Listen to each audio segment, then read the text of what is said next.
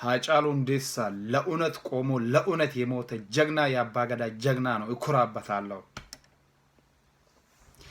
የአዲስ አበባ ልጆች፣ የአዲስ አበባ ቄሮ፣ የአዲስ አበባ ቀሬ እንደዚሁ ቀጥሉበት።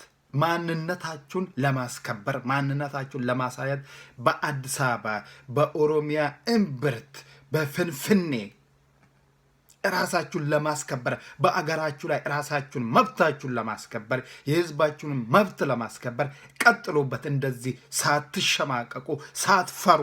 የኦሮሞ ህዝብ ከናንተ ጋር ነው። ምን እየሰራችሁ እንዳለ እየሰማን ነው፣ እያየን ነው። ቀጥሉበት። ሳትፈሩ ሳትሸማቀቁ የናፍጠኛን ስርዓት ከኦሮሚያ ውስጥ ነቅለን እስከምናወጣ ድረስ ቀጥሉበት።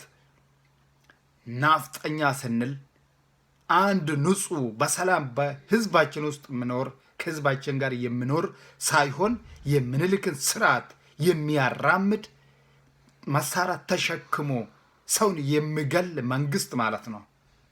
ያንን መንግስት ገዳይ መንግስት መሳሪያ ተሸክሞ ገዳይ መንግስት የሚደግፈው ሰው ማለት ነው፣ ወይም የሚደግፈው ስርዓት ማለት ነው፣ ወይም የሚያራምድ ይህንን ስርዓት የሚያራምድ ማለት ነው ናፍጠኛ እንጂ አንድ ሰው ወይም አማራ ወይም ደቡብ ወይም ትግሬ ወይም ጉራጌ ስለሆነ አይደለም። በሰላም የሚኖር ከማንም ሰው መኖር ይችላል ከኦሮሞ ህዝብ ጋር። የአሁኑ ስርዓት ከምኒልክ የበለጠ ከኃይለ ሥላሴ የበለጠ ከደርግ የበለጠ ከወያኔ የበለጠ የኦሮሞን ህዝብ ለማጥፋት የመጣ ስርዓት ነው። ስለዚህ የኦሮሞ ህዝብ በአንድነት የአዲስ አበባ ቄሮ ወይም የፍንፍኔ ቄሮ ቀሬ የኦሮሞን ህዝብ ለማስከበር ማንነትን ለማስከበር ሳትሸማቀቅ መቀጠል አለብህ። በአፈሙዝ መገዛት ለመጨረሻና ለአንድ መቆም አለብን። የምናስቆመው እኛ መሆን አለብን።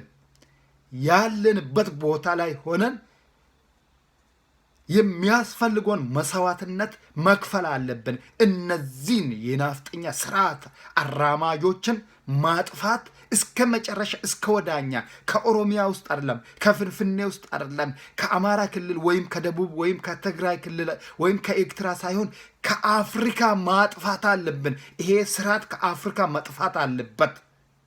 ይሄ ስርዓት ገዳይ፣ የናፍጠኛ ስርዓት ገዳይ፣ የምኒልክ አስተሳሰብ፣ የኃይለ ሥላሴ አስተሳሰብ፣ የደርግ አስተሳሰብ የሰውን ህዝብ ሲጨርስ ነበረ። በዛሬው ዕለት በአሁኑ ሰዓት በኦሮሚያ ምድር ውስጥ እናትን፣ አባትን፣ ምስትን፣ ባህል፣ ህፃንን፣ እርጉዝ ሴቶችን የሚገል የሚደፍር ስርዓት ነው የአሁኑ ስርዓት። ይህን ስርዓት እስከ መጨረሻ ድረስ ታግለን ኦሮሚያን ነፃ ለማውጣት የኦሮሞን ህዝብና የራሳችን መብት ለማስከበር ሁላችንም ካለንበት ቦታ መጠንክረን መስራት አለብን። የፍንፍኔ ቄሮ ቀሬዎች እንደዚሁ ቀጥሉበት። በሃጫሉ ላይ በሃጫሉ ሁንዴሳ ሞት ላይ የዘፈንሽው ናፍጠኛ ጀዋር ይገደል ይሰቀል ያልሽው ናፍጠኛ እስከ መጨረሻ እናንተን ለማጥፋት የሚያስፈልገውን መስዋዕትነት የኦሮሞ ህዝብ ለመክፈል ተዘጋጅቷል።